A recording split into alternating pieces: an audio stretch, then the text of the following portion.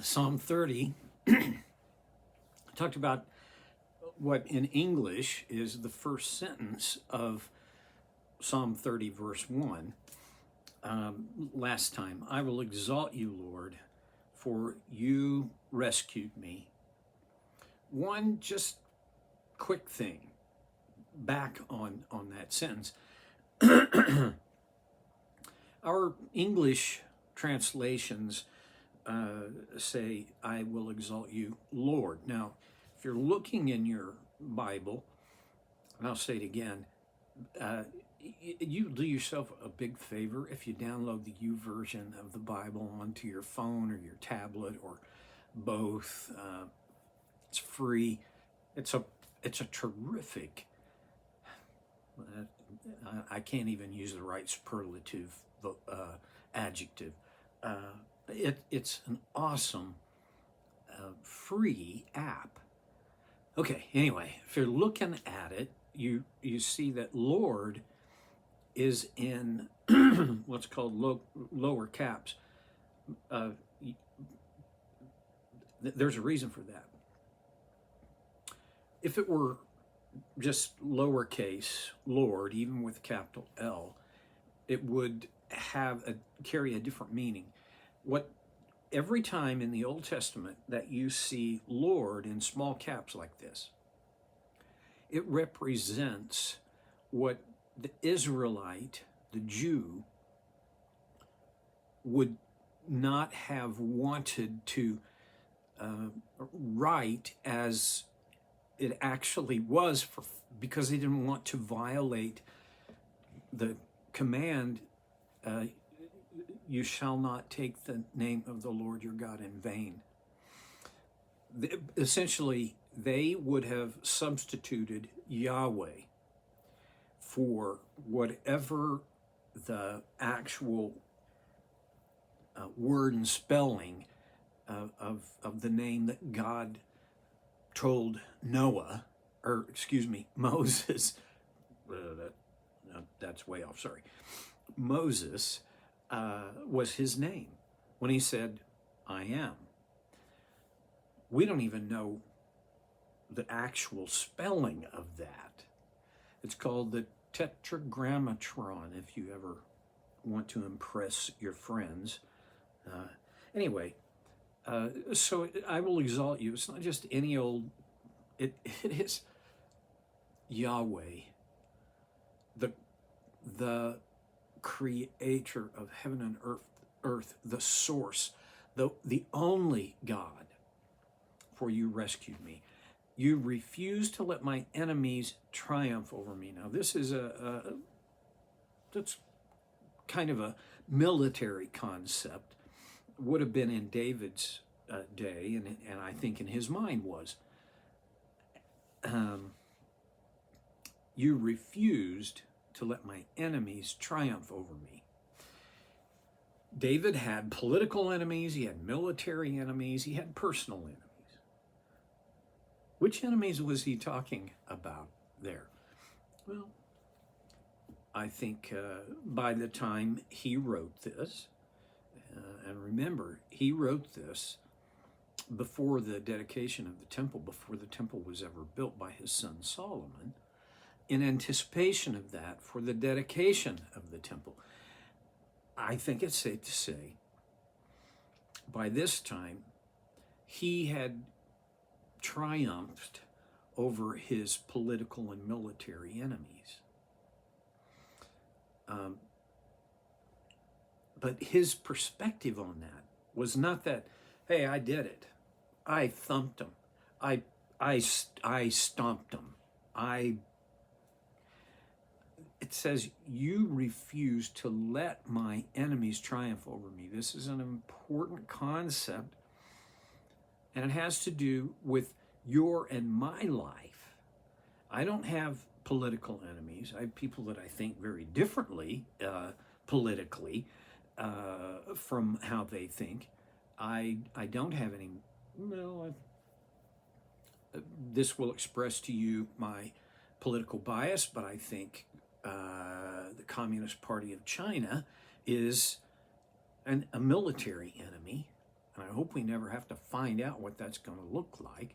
But anyway, I don't have any personal enemies of those kinds. The truth is, I think the only enemy I have, well, I have two enemies. One of the enemies in my life is my selfishness. It gets in the way of virtually every good decision that I make. I have to quell. I have to somehow win over the enemy of selfishness, and pride is at the heart of that. But you and I have a literal enemy in Satan, and I've talked about that before, so I'm not going to jump up and down on it. But David does not say, I have triumphed over my enemies. Speaking of the Lord and to the Lord, he says, you refuse to let my enemies triumph over me.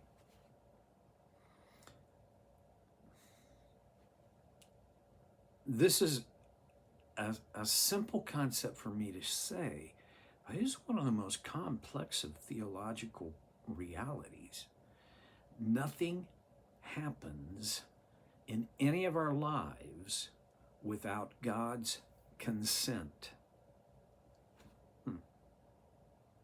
Here, David writes that God refused to let his enemies triumph over him. And this was an expression of the fact that nothing happens without God's consent. That there is an aspect of this that's very hopeful, in my opinion, that God is never passive. He's never absent. If it happened, it had to pass through his hand somehow. Either he caused it or he permitted it. Now, that's a good thing in that sense, I think. But it doesn't take away the fact that what if I have a friend who's dealing with years of health issue that the doctors, she's actually had doctors say, I don't know, you're the worst case of this I've ever seen. I don't know what to do for you. That's harsh. And if I apply the principle here that nothing happens without God's consent, boy, what am I going to do about that?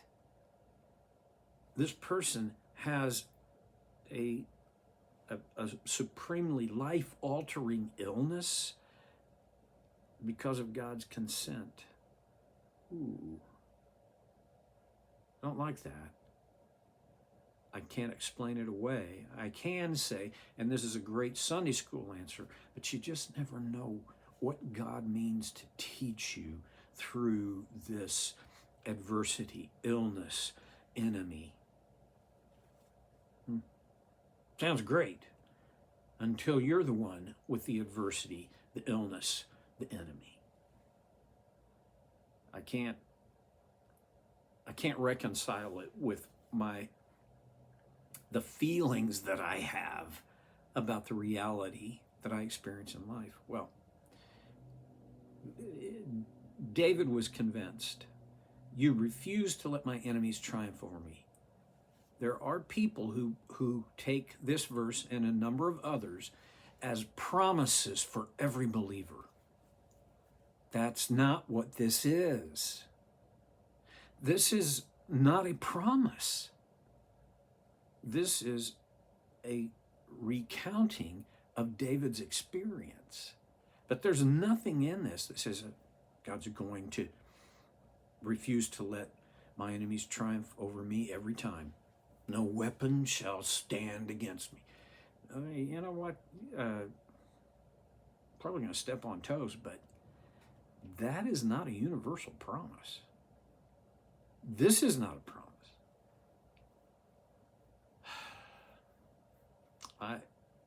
I do believe this. There will come a time, ultimate time, when our enemy the devil will be vanquished. And it will be because God refused to let our enemy Satan triumph over us. This is not about how strong are you. Can you, call on Jesus and get this thing done?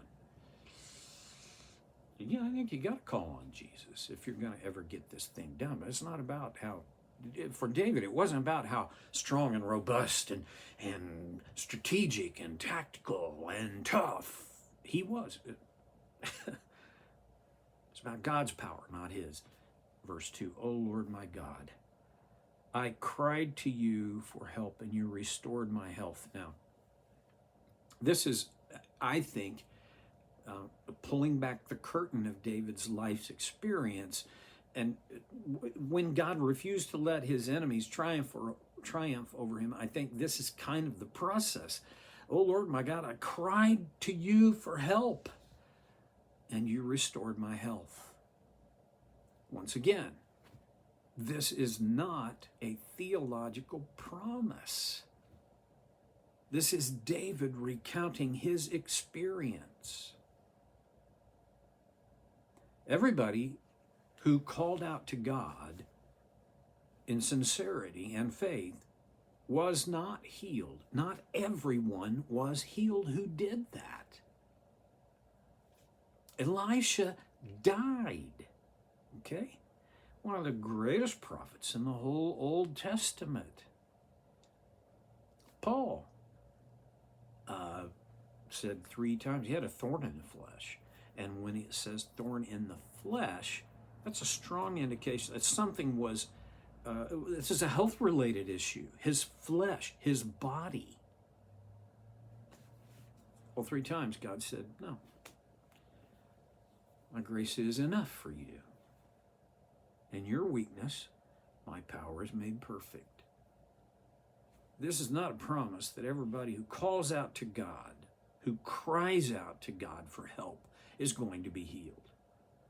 This is David saying that when he cried out to God for help, God restored his health. Was it physical health? Could have been. I think, maybe. I wasn't there. And he doesn't elucidate on, what that could have been. It could have been his physical health. I'm pretty sure would have been also, and maybe more, his emotional and spiritual health.